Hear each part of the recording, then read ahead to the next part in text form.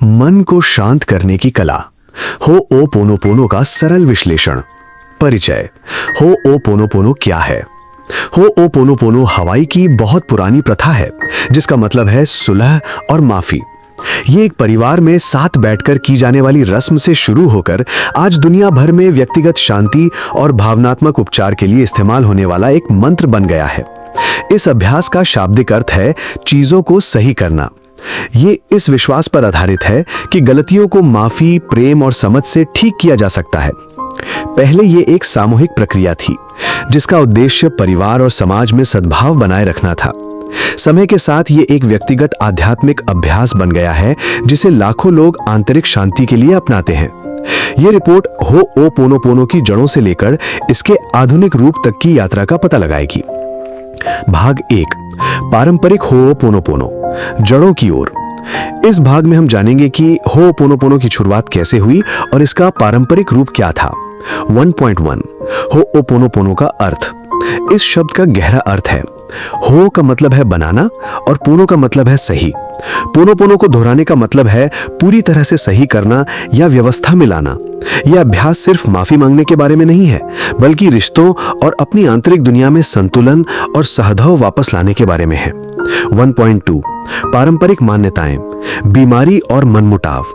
पारंपरिक हवाईन मान्यताओं के अनुसार बीमारी और दुर्भाग्य को आध्यात्मिक गलतियों का परिणाम माना जाता था। यह माना जाता था कि मनमुटाव या संघर्ष से नकारात्मक ऊर्जा की डोरियां बन जाती हैं जो परिवार के सदस्यों को बांधती हैं और आध्यात्मिक शांति को भंग करती हैं। उनका मानना था कि उपचार तभी संभव है जब पूरा परिवार मिलकर प्रायश्चित और माफी की प्रक्रिया पूरी करे। 1.3 पारंपरिक प्रक्रिया, एक पारिवारिक सभा। पारंपरिक होओपोनोपोनो एक फॉर्मल सभा होती थी जिसे परिवार का कोई वरिष्ठ सदस्य या पुजारी काहुना संचालित करता था। प्रक्रिया के चरण, प्रार्थना, पुले। सेशन की शुरुआत ईश्वर से जुड़ने के लिए एक प्रार्थना के साथ होती थी। समस्या बताना, समस्या, पिलिकिया और गलती हाला को स्पष्ट रूप से बताया जाता था। चर्चा और स्वीकारोक्ति, परिवार के सदस्य अपनी भावनाओं को साझा करते थे और संघर्ष में अपनी भूमिका की जिम्मेदारी लेते थे। माफी, काला। यह सबसे महत्वपूर्ण कदम था जहां सभी पक्ष एक दूसरे को माफ करते थे और माफी मांगते थे। वे एक दूसरे को नकारात्मक ऊर्जा के बंधनों से मुक्त कला करते थे। समापन, यह घोषणा की जाती थी कि मामला बंद हो गया है और इसे फिर से नहीं उठाया जाएगा। अंतिम प्रार्थना और भोज। अनुष्ठान एक अंतिम प्रार्थना और अक्सर एक साथ भोजन के साथ समाप्त होता था जो एकता की बहाली का प्रतीक था। भाग 2, आधुनिक विकास, मोरना सिमियोना का योगदान। इस भाग में हम जानेंगे कि कैसे मोरना नाल्माको सिमियोना ने इस प्राचीन पारिवारिक अनुष्ठान को एक आधुनिक व्यक्तिगत अभ्यास में बदल दिया। 2.1 मोरना नाल्माको सिमियोना, एक आधुनिक सुधारक। मोरना सिमियोना 1913 से 1992 एक सम्मानित हवाईयन मरहम लगाने वाली काहुना थीं जिन्हें हवाई का जीवित खजाना भी कहा जाता है। 1976 में उन्होंने पारंपरिक प्रक्रिया को आधुनिक समय की वास्तविकताओं के अनुसार संशोधित करना शुरू कर दिया। 2.3 परंपराओं का मेल, एक नया दृष्टिकोण। सिमियोना ने हवाईयन परंपरा में ईसाई धर्म और पूर्वी दर्शन की अवधारणाओं जैसे कर्म और पुनर्जन्म की अवधारणाओं को एकीकृत किया। इसने होओपोनोपोनो को दुनिया भर के लोगों के लिए सुलभ और आकर्षक बना दिया। 2.3 टीन स्वा का मॉडल। सिमियोना के मॉडल के अनुसार मन के 3 भाग होते हैं। अवचेतन उन्हीं पीली, आंतरिक बच्चा जो सभी स्मृतियों को संग्रहित करता है। चेतन मन युहाने, तार्किक बौद्धिक स्व। अति चेतन अवमाको, उच्चर स्व या परमात्मा से संबंध। उनकी प्रक्रिया का लक्ष्य इन तीनों स्व को संतुलित करना है ताकि परमात्मा अवचेतन में संग्रहित पीड़ादायक मेमोरीज को बदल सके। 2.4 समूह से स्व सहायता तक, एक बड़ा बदलाव। सिमियोना का सबसे बड़ा बदलाव यह था कि उन्होंने इस प्रक्रिया को एक सामूहिक अनुष्ठान से एक व्यक्तिगत स्व सहायता अभ्यास में बदल दिया जिसे कोई भी अकेले कर सकता है। अब आपको दूसरे व्यक्ति का सामना करने की जरूरत नहीं है। इसके बजाय आप अपने भीतर समस्या के स्रोत को ठीक करने के लिए परमात्मा से प्रार्थना करते हैं। भाग 3 पूर्ण जिम्मेदारी का दर्शन, डॉक्टर हेव लेन।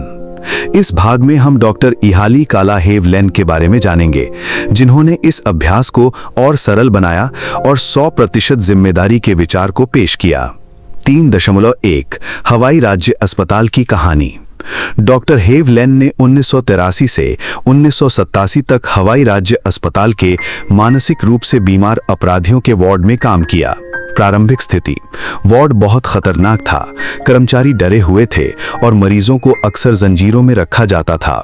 डॉक्टर लेन की विधि, उन्होंने कभी मरीजों से सीधे बात नहीं की। इसके बजाय वह अपने कार्यालय में बैठकर मरीजों की फाइलें देखते और खुद पर होओपोनोपोनो का अभ्यास करते थे।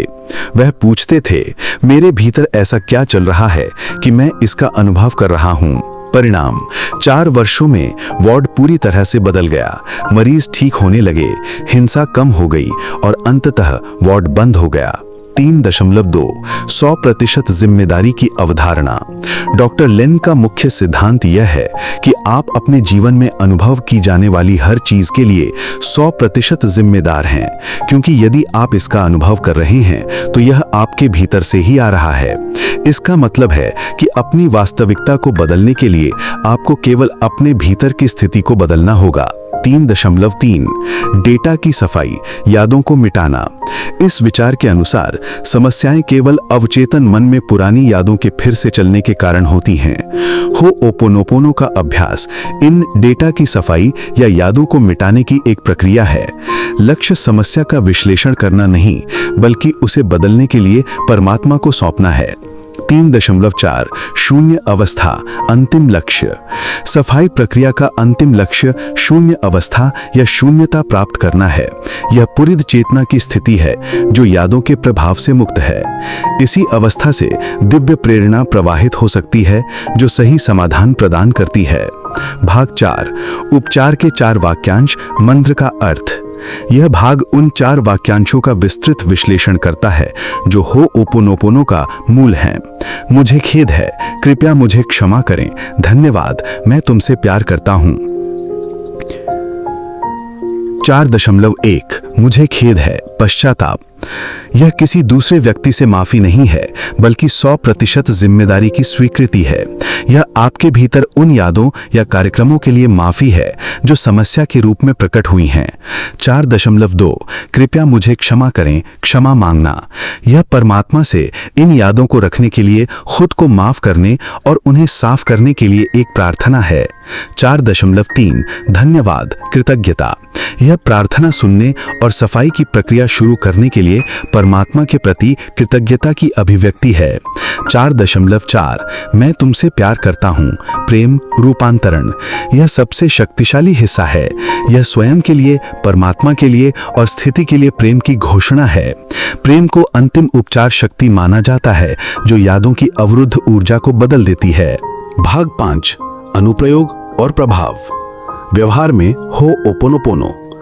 यह अंतिम भाग बताता है कि आज होओपोनोपोनो का उपयोग कैसे किया जाता है और इसके क्या लाभ हैं। 5.1 अभ्यास के लिए एक गाइड। एक अभ्यासी के लिए एक सरल चरण दर चरण मार्गदर्शिका। एक समस्या, भावना या संघर्ष की पहचान करें। अपनी वास्तविकता में इसके होने की 100% जिम्मेदारी लें। 4 वाक्यांशों को दोहराएं। मुझे खेद है, कृपया मुझे क्षमा करें, धन्यवाद, मैं तुमसे प्यार करता हूं। क्रम महत्वपूर्ण नहीं है।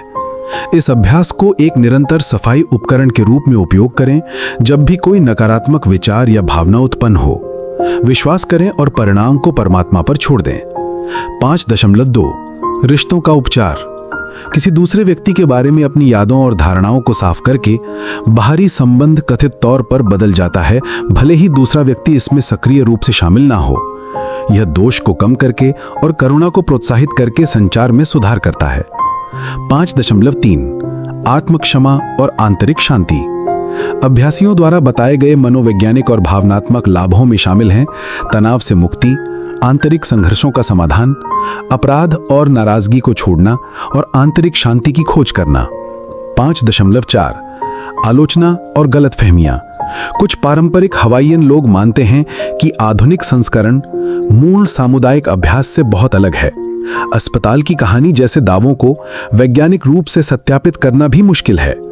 यह समझना महत्वपूर्ण है कि 100% जिम्मेदारी का मतलब खुद को दोष देना नहीं है, बल्कि यह वास्तविकता की प्रकृति पर एक आध्यात्मिक दृष्टिकोण है।